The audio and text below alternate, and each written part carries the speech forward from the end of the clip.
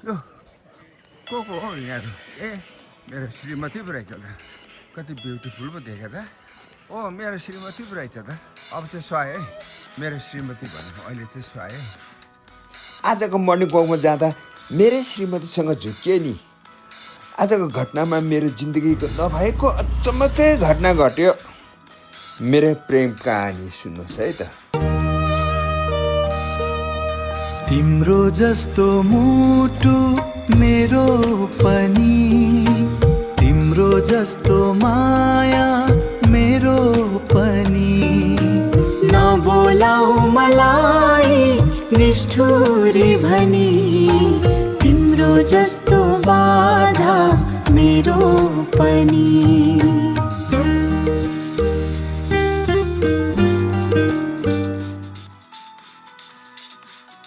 ल भाले पनि बाँच्यो घाम उता यो कहाँ कहाँदेखि आउँछ अरे भाइ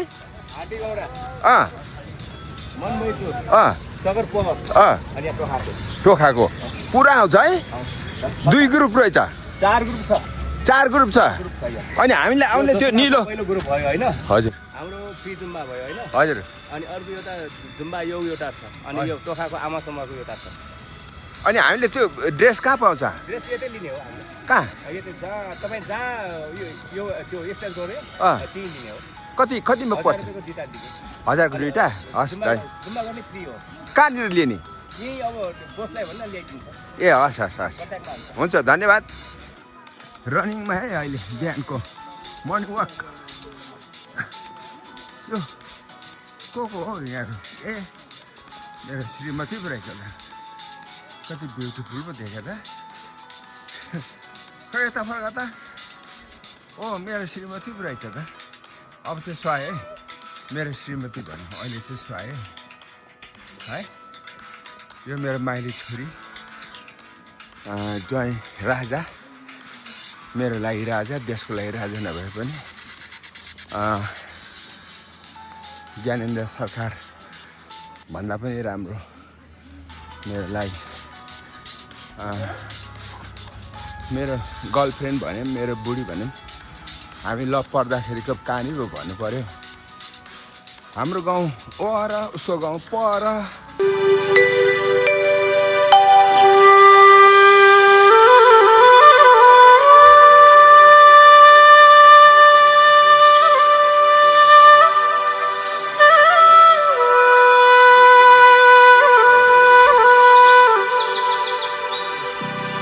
एक दिन त्यस्तै त हो उसको देमाको स्वर्गवास भएछ अनि ऊ देमाकोमा आएको रहेछ लासलाई दफन गर्नलाई लाँदाखेरि उसले दफन गर्दा लाने सामानहरू थुन्चेमा बोकेको थियो होइन थुन्चेमा बोकेको थियो अनि रुँदै रुँदै हिँड्यो हामी मलाई पनि गएको थियौँ गाउँमा त्यही त हो नि कोही घटना भयो भने हामी सबै गाउँले भएर त्यहाँ सघाउनु जान्थ्यौँ होइन रामायण पढ्थ्यौँ होइन तास खेल्थ्यौँ क्यारम बोर्ड खेल्थ्यौँ होइन अनि ऊ थुन्चे बोकेर गएको थियो अनि त्यसको भोलिपल्ट उसले मलाई नोट गरिरहेको थियो चारैतिर आँखा गाडिरहेको थियो मैले उसलाई छुर्पी दिएँ अनि उसले छुर्पी सुकाएर खायो म चाहिँ 19-20 वर्षको थियो है ऊ चाहिँ 17 वर्षको थियो अनि छुर्पी खायो अनि खुसी हुँदै अनि त्यसको मतलब मैले सम्झेँ मलाई स्वीकार्यो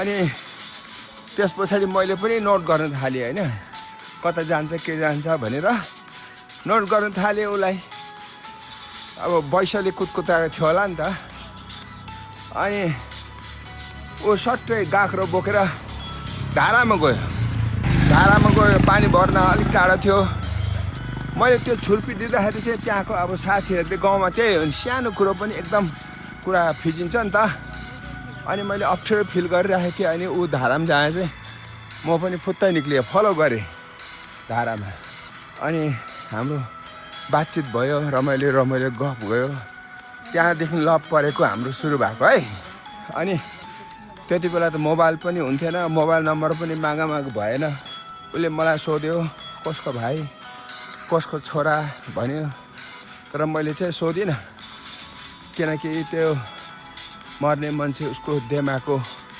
दिदीबहिनीको छोरी होला भन्ने कुरो मैले अन्दाज काटिसकेको थिएँ होइन पहिल्यै। त्यो भएर मैले डिटेलमा सोधिनँ। पानी भर्यो अनि उसको आमाले पछि भनेछ त्यसरी केटाहरूसँग नहिँड्नु है एक्लै एक्लै भनेछ। अनि त्यो पनि मलाई भन्यो उसले, मलाई आमाले यसो यसो भन्यो।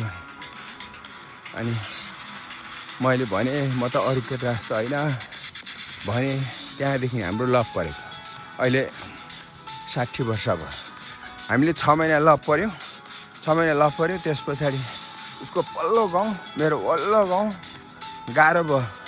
अब जताततै आँखाले त उसैले मात्रै खोजिरहेको पो हुँदो रहेछ त। यता हेर्छु त्यो मेरो मान्छे छ कि भनेर, उता हेर्छु मेरो मान्छे छ कि भनेर उसकै छाया मात्रै उसैले खोजिरहेको पो हुँदो रहेछ त। अनि 6 महिनासम्म साह्रो पऱ्यो। पल्लो गाउँ र ओल्लो गाउँ होइन, मोबाइल थिएन, मोबाइलमा कुरा गर्नु साह्रै भयो। अनि गाउँको केटाहरू त होइन उता पल्लो अर्कोसँग छ अरे भन्छ। अनि मलाई पनि त्यस्तै भनेर पोल लगाइदिएछ होइन। अनि त्यो भनेपछि त एकदम क्यान्सर रोग भन्दा पनि धेरै पो पीडा हुँदो रहेछ त। तपाईँहरूले पनि अनुभव गर्नुभएको छ होला है, भन्नुहोस् है। अनि क्यान्सर रोग भन्दा पनि ठुलो पीडा भएर त। अनि त्यस पछाडि होइन आफ्टर द्याट चिठीहरू हाम्रो चल्यो। पहिलो चिठी चाहिँ मैले कस्तो लेखेँ भने अब लेख्नु पनि आउँथेन होइन। अनि गीत लेखेँ, चिठी तिमीलाई लेखौँ भन्छु, मनको कुरा मनमै रह्यो भनेर गीत लेखेँ। सम्झनाले सताइरह्यो, यो आँखाले खोजिरह्यो। एक गीत पनि बिर्सिएछ हौ, त्यस्तो लेखेँ होइन। लास्टै गाह्रो भयो। अनि मैले बिहा गर्ने प्रस्ताव राखेँ। अनि भाग्यौँ दुईजना। अनि अहिले सम्झिँदा चाहिँ त्यतिखेर मलाई पैसाले पिटी पारेको थिएछ होइन। माछालाई बाहिर बगरमा निकालेको जस्तै भएको रहेछु म अहिले सम्झिँदा है। त्यो हर्मोनले गर्दा रहेछ कि। अनि मैले उसलाई पनि बिहे गरिसकेर सोधेँ तिमीलाई पनि यस्तो हुन्थ्यो भनेर। खै मलाई त थाहा छैन, हुन्थ्यो होला नि। त्यही भएर त तपाईँलाई मन पऱ्यो त। आमालाई छोडी म त कान्छी छोरी, आमाले एकदम प्यारो गर्थ्यो। आमालाई छोडेर आएको। उसको आमा पनि 1 महिना रोयो है। यता भुतखेल गेट रमाइलो छैन त? आउनुहोस् है यहाँ डुल्न, यहाँ वार्तालाप गरौँ। यो जग्गा बिग्रेको छ है। यहाँ हेर्नुहोस् है, दृश्यहरू यस्तो रमाइलो देखिन्छ होइन। भ्यू राम्रो छ। यो चाहिँ होइन चारना जग्गा जम्मा 80 लाखमा 20 लाख आनाको है। ल यो भुतखेलतिरबाट देखिने दृश्य।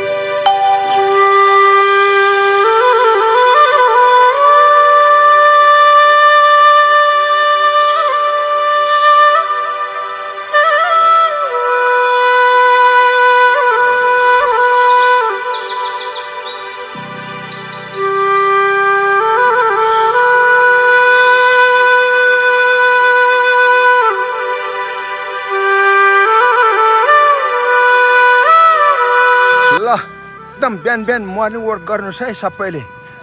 रोगलाई जित्नुपर्छ। हामीले रोगलाई जित्नलाई हिँडेको, औषधि खाँदा नभएर रोगलाई जित्न हिँडेको है हामी। बिहान पसिना निकाल्नुपर्छ, सबै रोग निर्मूल भएर जान्छ है। महामृत्युञ्जय मन्त्र लो भन त। 1 2 3 ओम।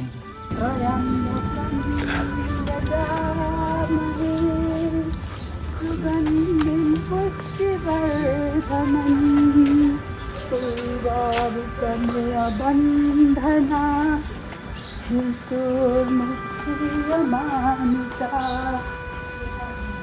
र दर्शकवृन्द यो भिडियो चाहिँ हिजोको हो, कस्तो लाग्यो जस्तोको तस्तै कमेन्ट गर्नुहुन म अनुरोध गर्दछु। तपाईँको कमेन्ट नै मेरो लागि ठुलो प्रेरणा हुनेछ।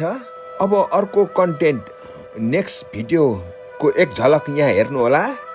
यो पछिको कन्टेन्टमा मङ्की एकदमै खतरा च्याम्पियन जम्पिङहरूको आउनेछ, हेर्न नछुटाउनु होला। त्यसैले यो मेरो च्यानललाई सब्सक्राइब गर्न नभुल्नु होला। मैले जति पनि भिडियोहरू हाल्न बित्तिकै तपाईँकोमा लिङ्क आउनेछ। त्यसैले म तपाईँलाई बिन्ती गर्छु यो मेरो च्यानललाई सब्सक्राइब गरिदिनु हुन भनेर। धन्यवाद।